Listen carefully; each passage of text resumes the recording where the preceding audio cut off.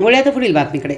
सांगली जिल्ह्यातील गुन्हेगारीवर आळा घालण्यासाठी स्थानिक गुन्हे अन्वेषण शाखेने विशेष मोहीम हाती घेतली असून त्या अंतर्गत विश्रामबाग पोलीस ठाणे हद्दीत एका सराईत गुन्हेगाराला अवैध पिस्टल व जिवंत काडतुसासह ताब्यात घेण्यात आले.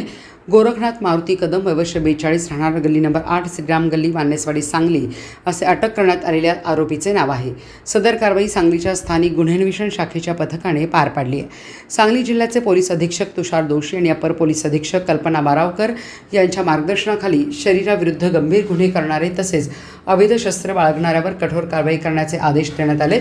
त्यानुसार स्थानिक गुन्हे अन्वेषण शाखेचे पोलीस निरीक्षक संजीव कुमार झाडे यांनी पोलीस उपनिरीक्षक महादेव पवार यांच्या नेतृत्वाखाली विशेष पथक स्थापन केले.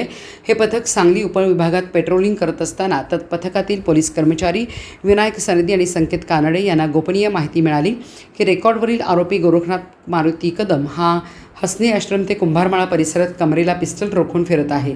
माहितीच्या आधारे पोलिसांनी Navchaitanya pre primary CBSE school Kumbharmala परिसरात सापळा रचला. यावेळी संशयित गोरखनाथ कदम याला शिताफीने ताब्यात घेण्यात आले. पंचासमक्ष घेतलेल्या अंगझडतीमध्ये त्याच्याकडून एक देशी बनावटीचे पिस्तल आणि एक जिवंत काडतूस जप्त करण्यात आले.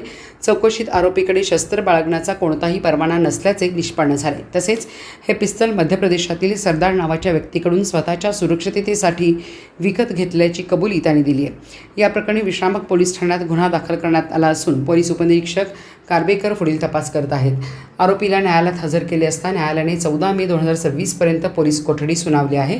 तर जिल्ह्यात अवैध शस्त्र बाळगणारी आणि गंभीर गुन्हे करणाऱ्या विरोधात विशेष मोहीम यापुढेही सुरू राहणार असल्याचे पोलीस निरीक्षक संजीव कुमार झाडे यांनी सांगितले.